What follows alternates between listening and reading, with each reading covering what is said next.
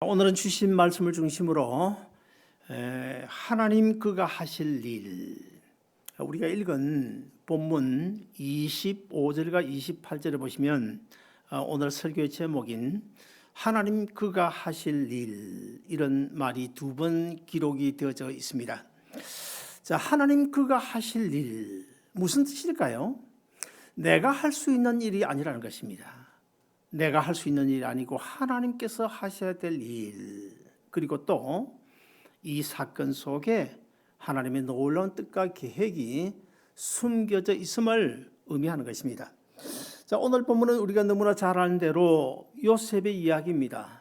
요셉이 17살, 정말 애띤 소년 시절에 참 이해가 안 되죠. 형들에게 팔려가지고 애굽으로 종이 되어서 종살이를 하는데, 그것도 서러운데 보디발의 아내의 누명을 둘러쓰고 감옥에 갇히지 않습니까? 그래서 이제 감옥에 갇혀가지고 감옥살이를 하고 있는데, 어느 날 그 애굽 바로 왕의 술 맡은 간원장하고 그리고 떡 맡은 간원장, 요즘으로 치면 아마 청와대에 어떤 수석 비서관 정도 되지 않을까, 그렇게 생각이 되집니다만은, 아무튼 이 두 간원장이 죄를 짓고 요셉이 갇혀 있는 감옥에 들어온 거예요. 그런데 어느 날 이 두 간원장이 꿈을 꿨습니다. 예사롭지 않은 꿈을 꿨어요. 그래서 그 꿈을 이제 요셉이 듣고 하나님의 지혜를 받아서 해석을 해줍니다. 제일 먼저는 떡 맡은 그 간원장이 꾼 꿈을 어떻게 해석하는가 하면 3일 후에 사형을 당하게 될 것이다, 그런 해석을 하고, 술 맡은 간원장의 그 꿈에 대해서는 3일 내로 감옥에서 나와가지고 다시 바로왕의 왕궁에 가서 왕의 술 시중을 들게 되는 복권을 하게 될 것이다, 이런 꿈을 해석을 해주게 됩니다. 자, 오늘 본문 1절을 보시면 이런 말씀으로 시작을 하고 있어요. 만 2년 후에 바로가 꿈을 꾼즉, 그래요. 무슨 말일까요? 자, 요셉이 꿈을 해석해주고 그 꿈대로 감옥에서 풀려나가지고 복권이 되어져서 바로 왕의 술 맡은 간원장으로 돌아가지 않았습니까? 감옥에서 나간 그때부터 만 2년이 지난 어느 날 이번에는 애굽의 바로 왕이 또 꿈을 꾸었다는 것입니다. 자, 바로 왕이 꾼 꿈은 두 가지죠. 첫째 하나는 그 애굽의 제일 크고 위대한 강이 어느 강입니까? 나일 강이죠. 이 나일 강가에 서서 보니까 아주 살찐 일곱 암소가 풀을 뜯고 있어요. 근데 어디선가 아주 파리하고 흉측한 비쩍 마른 암소 7이 나타나더니 그 살찐 암소 일곱을 집어 삼키는 거예요. 정말 이해되지 않는 꿈을 꿨습니다.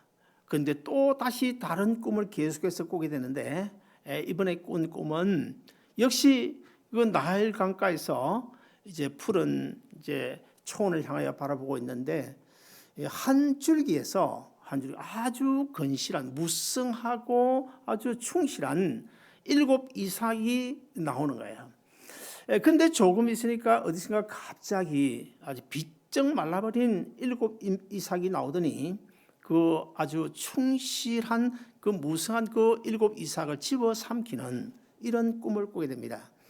아침에 바로왕이 일어나서 아무리 생각해봐도 도대체 이해가 되지 않아요. 이게 도대체 무슨 꿈인지, 틀림없이 어떤 뜻이 있는 것 같은데, 예사롭지 않은 꿈 같은데 도대체 알 수가 없습니다. 그래서 신하들을 시켜가지고 전국 방방곡곡에 아주 유명하다는 그 술사나 박사, 점쟁이, 이런 사람들을 불러 모으게 해가지고 꿈을 해석하라고 했지만 아무도 그 꿈을 해석하지 못하는 거예요.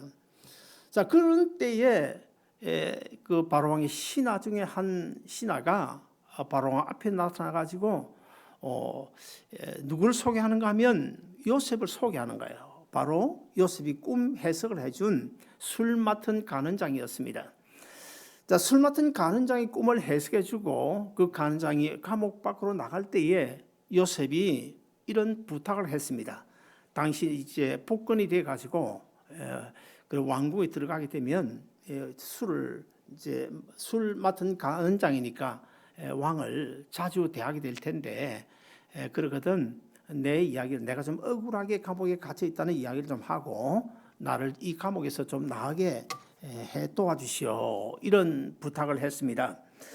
그러나 그 간원장은요 2년이 지나도록 그 요셉의 부탁을 까마득하게 잊어버리고 있은 거예요. 그런데 바로왕이 꿈을 꾸고 그 술사나 박사들이 해석을 하지 못해 전전긍긍하고 있는 그때 옛날 내 꿈을 해석해 준 그 감옥에 있는 요셉이라는 청년이 있었지 생각이 난 거예요. 그래서 그 요셉을 바로왕에게 소개를 하게 되고 요셉이 바로왕 앞에 불려와서 지금 서 있는 그런 장면이 오늘 본문 앞에 나오고 있습니다. 자, 그러면 잘하면 이제 요셉이 감옥에서 나갈 수 있는 그런 지금 자리에 서 있잖아요. 그러나 여러분 요셉이 이 바로왕 앞에 서 있는 이 자리는 요셉이 기대했던 자리가 아니었잖아요. 요셉이 어떤 생각했던 그런 자리가 아니었습니다. 이 자리가 어떤 자리입니까? 요셉의 기대와는 전혀 다른 하나님께서 미리 예비해 놓으신 그런 자리였던 것입니다. 그래서 이것이 바로 오늘 설교의 제목처럼 하나님 그가 하실 일, 하나님 그가 하실 일입니다. 자, 이런 본문을 중심으로 한 두 가지를 말씀드리고 싶은데 첫째는 내 인생을 위한 하나님의 계획표와 내 계획표를 한번 점검해 비교해 보자는 것입니다. 우리가 인생을 살아가는 동안에 뭐 저나 여러분이나 다 나름대로 인생이 있지 않습니까? 그래서 간혹 이런 말이 있죠. 뭐 죽을 때까지 철이 안 든다 그런 말이 있지만은 그러나 일찍이 아니면 뭐 철이 든 사람들은 누구나 다 자기 인생에 대하여 어떤 계획을 하지 않겠습니까? 내가 뭐 이런 과목 공부를 하고 나중에 직장에 취직을 하고 그다음에 어떤 여자와 결혼을 하고 좋은 집을 사서 이 세상에 잘 살아봐야 되겠다 이런 계획을 하잖아요. 내 인생에 대하여 분명 누구나 자기 나름대로의 계획을 가지고 있어요. 그러나 나 외에 또 다른 한 계획을 내 인생에 대한 계획을 가지고 계신 분이 계신데 누굴까요? 바로 하나님이십니다. 하나님께서 우리 한 사람 한 사람을 이 땅에 보내실 때에 분명한 목적을 가지고 보내시고 또 나를 이 땅에 보내실 때는 나 한 사람 한 사람이 어떻게 살아야 될 것을 또 어떻게 나를 이끌어 가시겠다고 하는 그 하나님의 계획표가 있어요. 앞서 창세기 40장 14절에 보시면 요셉이 감옥에서 술 맡은 간원장의 꿈을 해석해 주면서 이런 부탁을 하는데 우리 같이 한번 읽어보시겠습니다. 시작. 당신이 잘 되시거든 나를 생각하고 내게 은혜를 베풀어서 내 사정을 바로에게 아뢰어 이 집에서 나를 건져 주소서. 자, 여기 이 말씀에 보면 요셉의 계획, 요셉이 자신을 위한 요셉의 계획이 뭡니까? 2년 전 그 꿈을 해석해 주면서 기회가 왔다. 그러므로 이제 며칠이 걸릴지 모르지만은 이 간원장이 복권을 해가지고 왕궁에 근무를 하고 있으니까 분명히 빠른 시일 내에 이야기를 해서 부탁을 해서 나를 이 감옥에서 나갈 수 있게 해주지 않겠나. 나름대로 아마 이런 기대를 가지고 있었을 것입니다. 자, 요셉은 2년 전 그때 한 달이든 열흘이든 빨리 나가기를 원했던 것이 요셉의 계획표였어요. 그러나 반면에 우리 하나님의 계획표는 뭡니까? 2년 전 그때가 아니고 2년 좀 더 감옥에 더 있어라. 2년 좀 더 감옥에 있다가 나중에 감옥을 나가되 그냥 나가는 것이 아니라 애굽 바로왕 앞에 서는 그 자리를 만들어서 서게 하는 이것이 하나님의 계획표였어요. 자, 먼저 우리가 요셉의 계획표를 좀 구체적으로 살펴보면 2년 전에 요셉이 꿈을 해석해 주고 그 간원장에게 부탁을 했어요. 그때 이제 그 부탁을 받은 간원장이 사실 고마울 것 아닙니까? 자기 꿈을 해석해 주고 그 꿈대로 사흘 만에 감옥을 나가게 됐으니까 복권이 됐으니까 얼마나 감사하고 좋겠어요.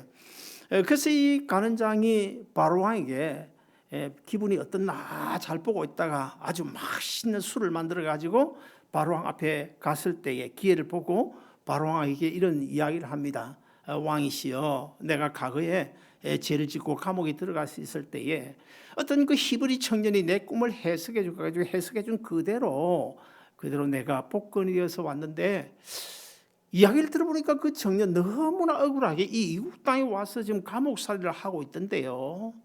그 이야기를 듣고 있던 바로왕이 어떤 반응을 보일까요? 아, 그래? 듣고 보니 그 청년 참 억울하게 감옥에 갇혔구만. 그렇다면 지금 당장 자네가 가서 그 청년 감옥에서 꺼내주게. 그래서 이 요셉이 2년 전 그때에 아마 감옥에서 나올 수도 있었을 것입니다. 그러나 여러분, 우리가 한 가지 생각할 것은 2년 전에 만약에 그런 방법을 해서 요셉의 계획대로 감옥에서 나왔다고 한다면 감옥에서 나오기는 나왔지만, 그러나 요즘처럼 요즘에야 죄짓고 감옥에 갔다가 풀려 나오게 되면 아무리 할 일이 노동을 하더라도 자유롭게 살 수는 있지 않습니까? 그러나 오늘 본문 그 당시에 요셉에 처한 그 상황 속에서는 감옥에서 풀려 나온다고 하더라도 요셉의 신분에 어떤 변화가 생기는 것은 아니다. 여전히 종으로 노예로 살 수밖에 없는 것입니다. 결국 감옥에서 나온 것뿐이지 노예로밖에 살 수밖에 없는데, 자, 그렇다면 이제 하나님께서 요셉을 향한 그 계획표가 어떤지 우리가 살펴보기를 원합니다. 자, 하나님께서 요셉을 정말 천진난만한 그런 요셉 17살 애띤 그 소년 시기에 형들에 의해서 애굽의 종으로 팔려가게 하고, 그리고 또 보디발의 아내의 누명을 둘러쓰고 감옥 살이를 하게 하고, 자, 이런 이제 상황 속에서 하나님이 요셉을 향하여 어떤 계획을 가지고 있었을까? 언제가 제가 말씀드리고 있습니다만은 한 4가지 요셉을 향하시는 하나님의 원대한 계획이 있었습니다. 첫째 뭘까요? 첫째, 종으로 감옥살이로, 그래서 결국 오늘 본문에 있는 대로 애굽 바로왕에 서서 애굽 바로왕의 꿈을 해석해주고 애굽의 총리가 되는 이것이 1단계예요. 그 다음에 2단계는 뭘까요? 요셉이 총리 대신이 되므로 이제 애굽을 제외한 모든 전 세계가 지금 기근에 허덕이고 있는데, 요셉의 아버지 그 야곱의 일가, 그러니까 야곱의 자녀손들 모두 몇 명입니까? 70명이나 되는 그 야곱의 그 일가를 애굽으로 들어오게 만드는 이것이 2단계예요. 자, 야곱의 일가가 애굽에 들어왔어요.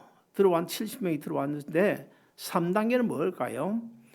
성경에 보면 이 애굽을 가리켜서 풀무와 같은 곳이라고 말씀하고 있어요. 무슨 말인가 하면 풀무가 아주 그냥 5,000도 7,000도로 뜨거운 그 풀무 같은, 거기다 쇠를 연단해가지고 어떤 농기구나 기계를 만들지 않아요? 그래서 이제 이스라엘 민족이 연단을 제대로 받을 수 있는 데가 바로 애굽이었다는 것입니다. 하나님의 의중에.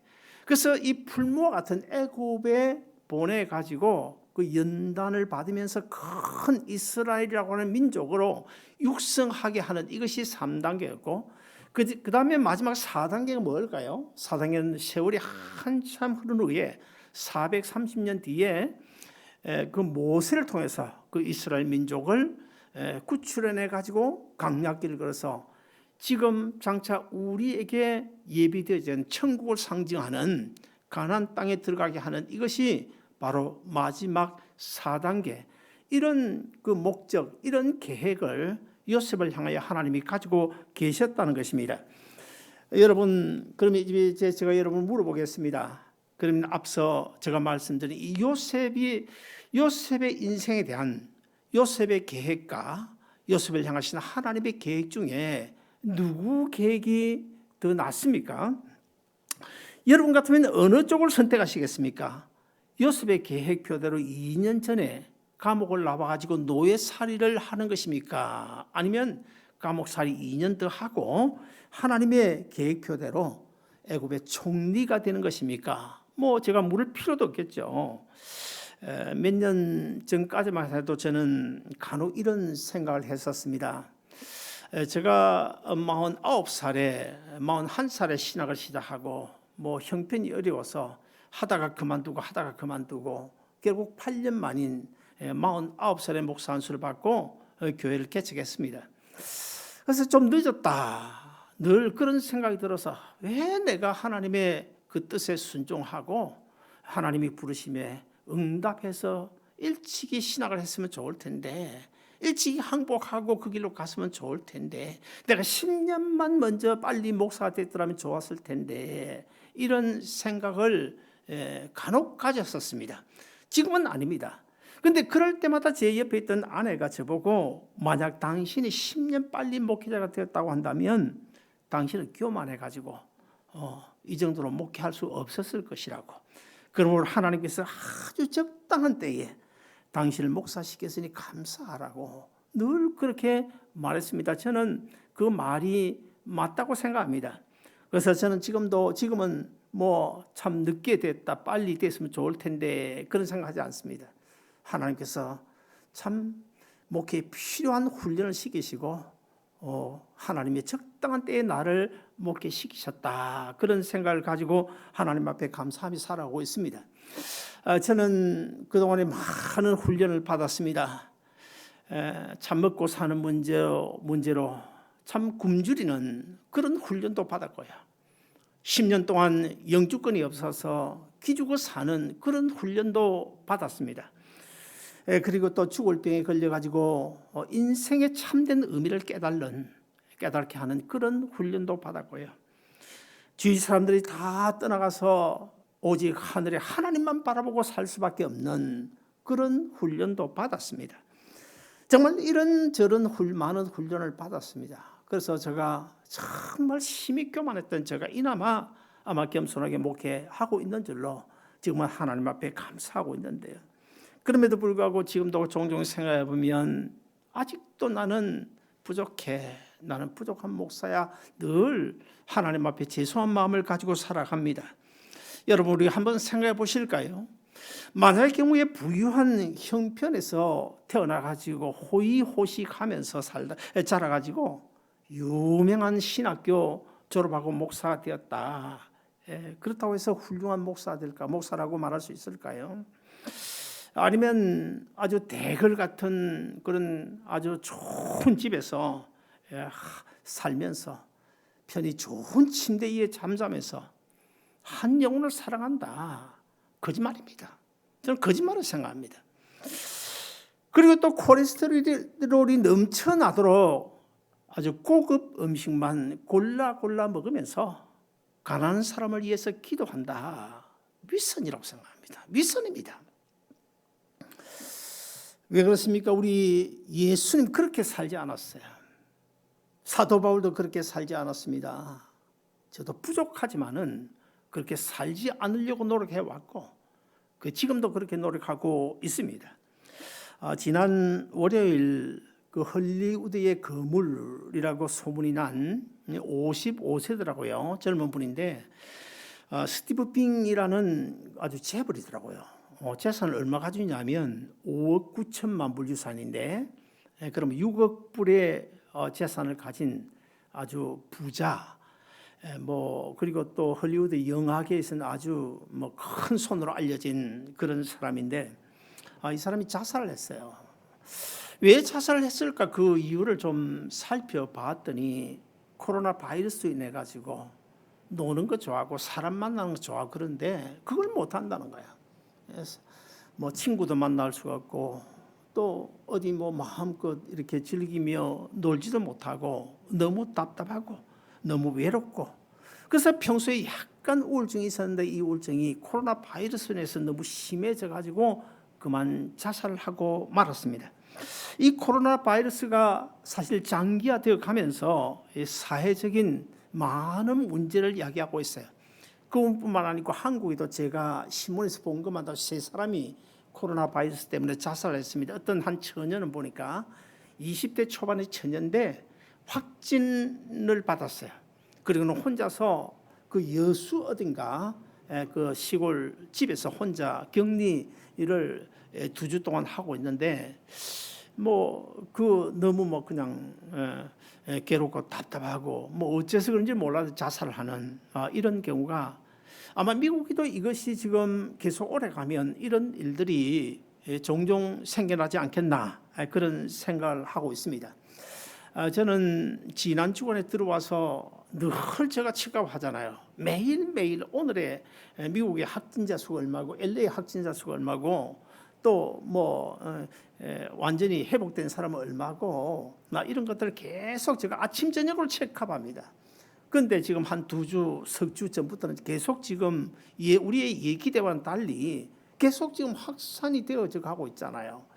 근데 문제는 확산이 되어 가든지 안 되어져 가든지 간에 이것이 7월 달에 오픈이 되고 안 되고 8월 달 되고 9월 달 되고 언제 되든 간에 아니면 금년 12월이 된다고 하더라도 12월 30일은 완전히 딱 끝나고 1월 1일부터는 그냥 여기서 완전히 자유롭게 벗어나고 예배 드릴 수 있다 그러면 참 좋겠는데, 기약만 있으면 좋겠는데 기약이 없잖아요. 기약이 8월 달에 모일 수 있을런지 9월 달 아니면 12월 1월에 모일 수 있는 기약이 없잖아요. 기약이 없으니까 사실은 너무너무 좀 힘든 그런 가운데서 지내고 있습니다. 그럼에도 불구하고 우리는 오늘 본문에 등장하는 주인공 요셉처럼 하나님의 뜻을 기억하고 하나님을 믿고자 하면서 끝까지 우리가 인내해야 될 줄로 믿습니다. 신약 성경 로마서 5장 3절 4절에 보시면 우리가 왜 인내해야 될 것인지를 말씀하고 있는데 우리 한번 같이 읽어보시겠습니다. 시작. 우리가 환난 중에도 즐거워하나니 이는 환난은 인내를, 인내는 연단은 소망을 이룬 줄 알미니라. 자, 저기 보면 여러분 이해가 됩니까? 환난 중에도 즐거워한다. 이해가 안 돼요. 우리가 인간적으로는 이해가 안 됩니다. 이해가 되는 사람은 좀 이상한 사람이에요. 또 시편에 보면 이 고난이 내게 유익이라. 내가 옛날 한때 비즈니스에 실패하고 어려움을 당할 때 가장 싫어했던 성경 구절이 바로 그 구절이에요. 고난이 내게 유익이라. 이게 도대체 말이 안 되는 소리잖아요. 여러분 말이 안 됩니까? 그러나 말이 됩니다. 말이 됩니다. 믿음으로 생각하면 믿음의 눈으로 믿음의 귀로 우리가 듣고 보면 말이 되는 소리예요. 성경에 수없이 많은 사건 사고 수없이 정말 이해되지 않는 그런 사건 사고 이해되지 않는 그런 내용 그런 말도 너무 많아요. 그래서 어떤 사람들은 이 성경 전부 허구다. 허구. 이거 하나의 전설이지 이게 사실 아니다. 그렇게 주장하는 사람도 있지 않습니까? 그러나 여러분 우리가 정말 믿음의 눈으로 보면요. 믿음의 눈으로 보면 신구약 성경 66권 속에 기록되어 있는 그 수많은 사건, 그 수많은 말 한마디 하나도 이해되지 않는 게 없어요. 말이 안 되는 구절은 단 하나도 없습니다. 이것이 우리가 믿어져야 돼요. 이것이 믿어져야 돼요. 어떻습니까? 여러분 그렇게 믿으십니까? 믿으시면 아멘 하십시다. 또 제가 하나 물어보겠습니다. 여러분 우리의 신앙, 우리의 믿음이 자꾸 성숙해져 가야 되겠는데 형편이 좋을 때 믿음이 성숙해지나요? 아니면 고난과 시련 속에서 믿음이 성장해 갑니까? 그리고 또 형편이 좋아서 내 멋대로 살 때 하나님이 함께 하십니까? 나와? 아니면은 어렵고 힘들어도 힘든 가운데도 주님 십자가 붙들고 주님 성 위에 살 때 하나님께서 나와 함께 하시나요? 이미 답은 나왔죠. 하나님의 손길은 언제나 이 고난 속에서 우리와 함께 하십니다. 고난을 통해서 하나님이 역사하시고 고난을 통해서 우리의 믿음을 성숙하게 하시고 신구약 성경에 나오는 그 수많은 믿음의 위인들, 특별히 히브리서 11장에 나오는 그 내 믿음이라 하면 내 노라 하는 위인들, 나는 2등가라면 서럽다, 내가 1등이다라고 하는 그 믿음의 선진들을 한번 살펴보세요. 고난 시련 속에서 그들의 믿음이 다 성숙했고 그들이 아주 잘 되고 흥청망청할 때 믿음이 성숙해졌던 게 결코 아닙니다. 그리고 우리 주님께서 달리신 십자가의 그 십자가 부활의 복음, 지난 기독교의 2000년 역사를 우리가 살펴보면 기독교 복음은요 언제나 고난과 시련을 먹고 살아온 거예요. 고난과 시련을 먹고 오늘까지 전 세계에 확장되어 왔습니다.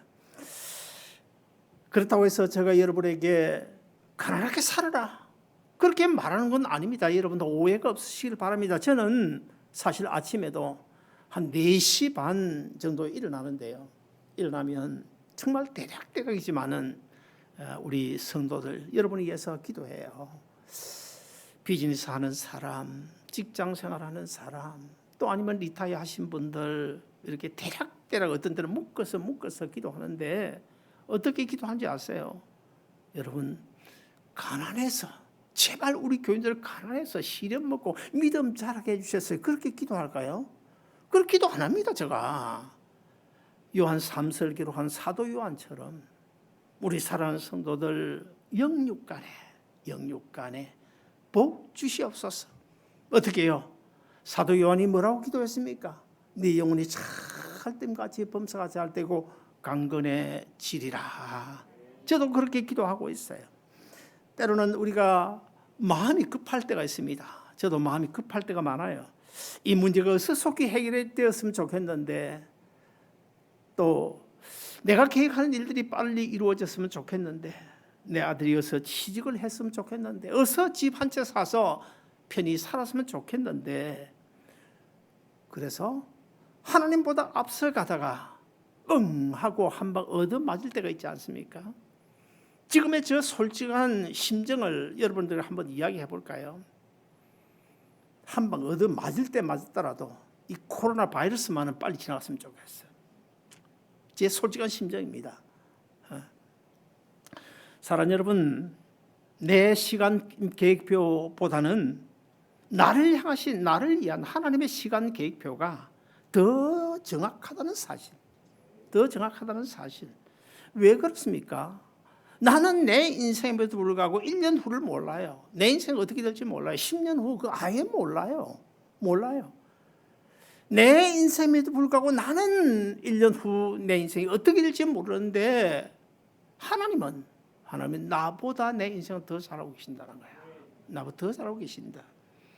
나보다는 하나님의 때가 더 적당한 때라는 사실을 꼭 기억하고 오늘 본문의 요셉처럼 하나님의 계획표에 의지하여 인내하고 믿음으로 승리한 여러분 되시기를 주의 이름으로 축원드립니다.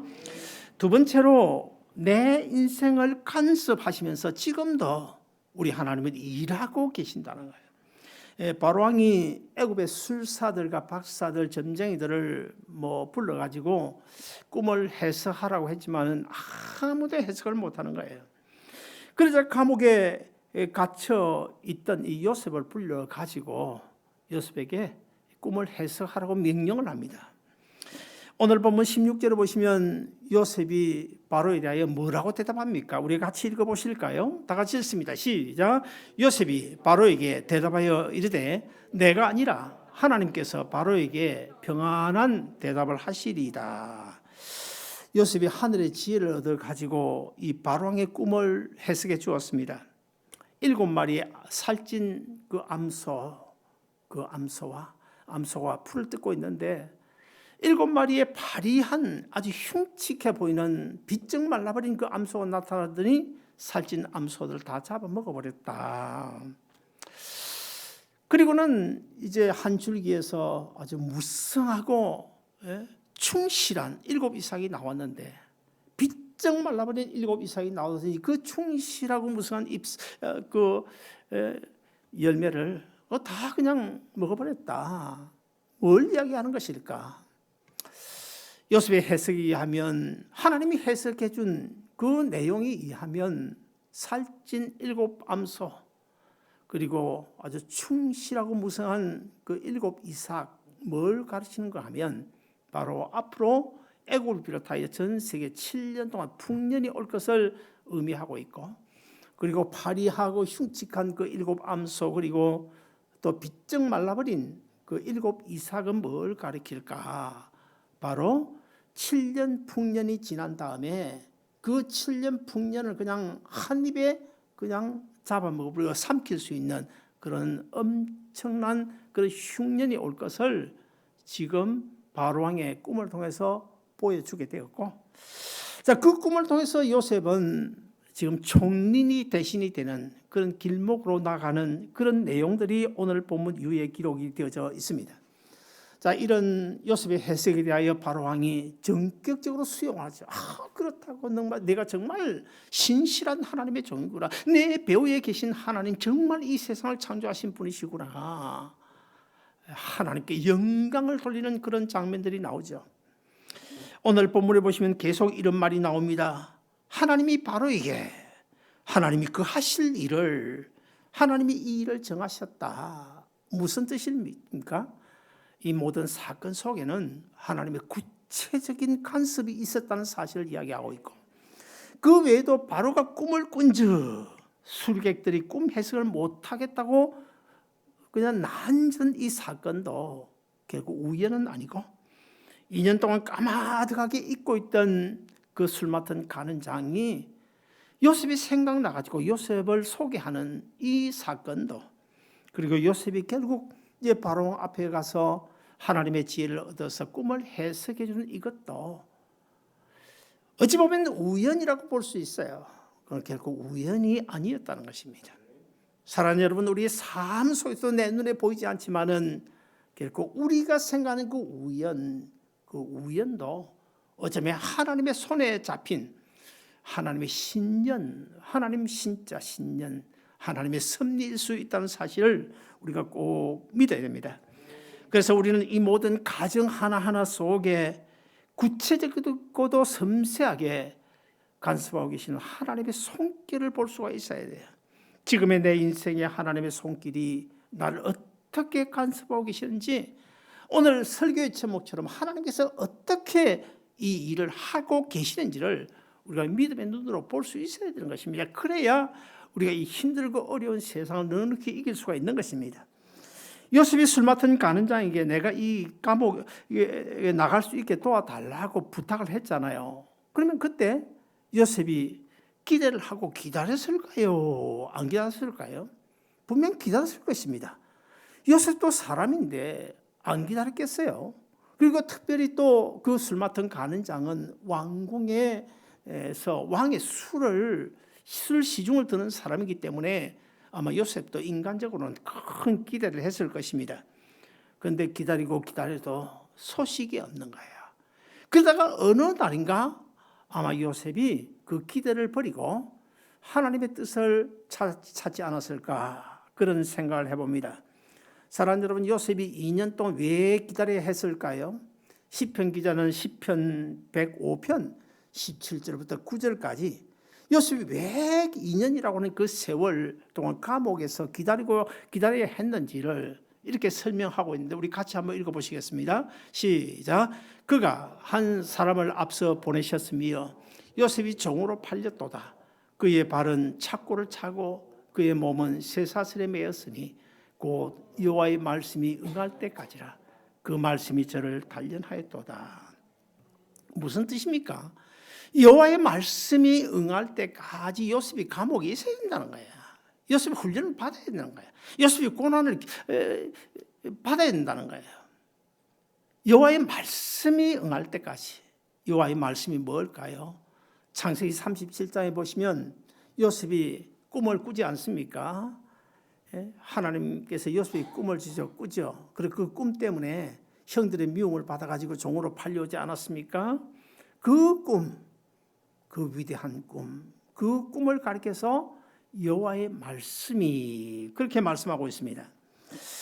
창세기 37장에서 하나님이 요셉에 주신 꿈, 그 꿈이 바로 여호와의 말씀이고 여호와의 약속인데, 그 여호와의 말씀, 그 꿈을 통한 하나님의 그 축복의 약속이 이루어질 때까지 종살이를 해야 되고 감옥살이를 해야 된다는 거예요. 단련을 받고 훈련을 받아야 된다는 거예요. 우리가 여기서 꼭 아주 중요한 거 한 가지 생각해야 됩니다. 성경은 우리를 가리켜서 훈련이 필요하다 그래요. 오늘 본문에도 요셉을 가리켜 단련이 필요했다. 2년 동안 그래요. 고난이 필요하다고 말합니다. 시련도 필요하다고 말합니다. 그러면서 또 뭐라고 말합니까? 인내하라고 말합니다. 앞뒤가 안 맞아요. 사실 인간적으로 보면 이 도대체 받아들이기 어렵습니다. 그러면 여러분, 어떤 사람에게 인내려고 할까요? 아무에게나 인내려고 할까요? 아닙니다. 하나님의 약속을 받은 자만이 하나님께서 약속하신 그 사람에게 있나라고 그러지, 하나님의 약속과 전혀 관계없는 교회 밖에 있는 불신자들에게 하나님께서 인내하라, 그런 말 하겠습니까? 할 필요가 뭐가 있나요? 그리고 또 이 훈련이나 단련이나 시련도 이 시련을 잘 겪어라, 끝까지 참고 이 고난, 이 훈련 잘 받아라. 누구에게 하는 것입니까? 하나님께서 약속 주신 자에게 하는 거예요. 약속도 안 준 사람에게 너에게 훈련이 필요하다, 그런 말 왜 하겠습니까? 왜 하겠어요? 이 점을 우리가 중시하고 여러분 가운데 혹시라도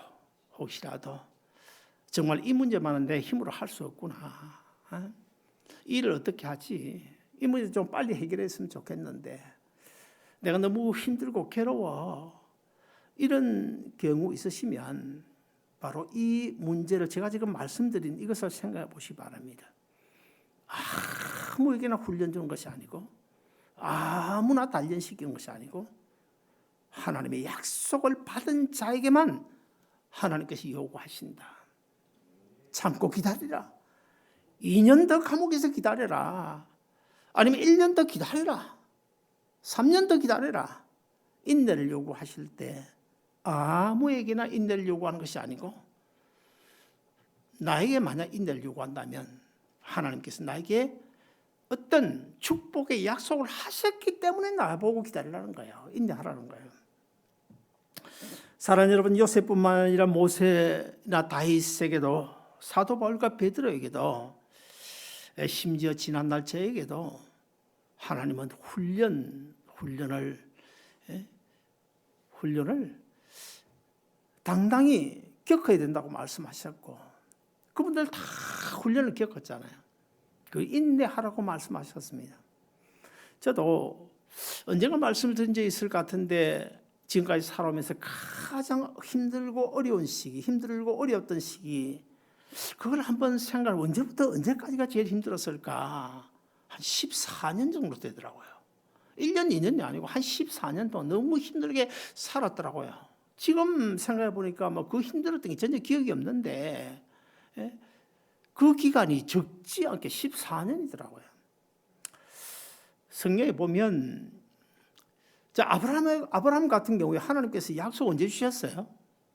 75세 주셨습니다. 몇 년 기다렸습니까? 25년 기다렸습니다. 25년 기다렸어요. 야곱은 몇 년요? 야곱은 외삼촌 라반의 집에 가서 20년. 다윗은 몇 년요? 다윗은 어릴 때 사무엘 선지를 보내가 머리에 기름을 부었어요. 왕 되길 것이라고. 왕이 안 되는 거예요. 1년 가도 2년 가도 왕이 안 되는 거예요. 얼마 만에 됐습니까? 정확하게 모르지만 10한 2, 3년 지났을 거야 아마. 저 경우에는 14년입니다. 사랑하는 여러분, 지난날 저에게도 여호와의 말씀이 응할 때까지라고 하는 이 세월이 있었다는 거예요. 여러분, 여호와의 말씀이 응할 때까지라는 이 세월이 있어야 됩니다. 1년이든 2년이든 몇 년이든 간에 상관없어요. 그것은 뭘 이야기하는 것입니까? 하나님의 약속이 있다는 거야. 축복의 약속이 있기 때문에 말씀이 응할 때까지 그 세월이 필요한 것이고, 고난이 필요하고 시련이 필요하고 하나님께서 인내를 요구하신다는 거야. 여러분 가운데도 혹시 고통 중에 계시는 분이 있으면 오늘 본문의 요셉처럼 여러분을 위하여 계획하신 하나님의 계획표, 내 계획표가 아니고 하나님의 계획표에 의하여 말씀이 응할 때까지, 하나님께서 여러분 한 사람 한 사람에게 주신 그 약속이 이루어질 때까지 훈련도 필요하고 시련도 필요하고 고난도 필요하다, 인내도 필요하다. 이 말씀을 꼭 기억하고 그 어떤 경우에도 좌절하거나 실망하거나 낙심하지 말고 끝까지 믿음으로 승리하는 여러분 못 되시기를 주의 이름으로 축원드립니다. 기도하겠습니다.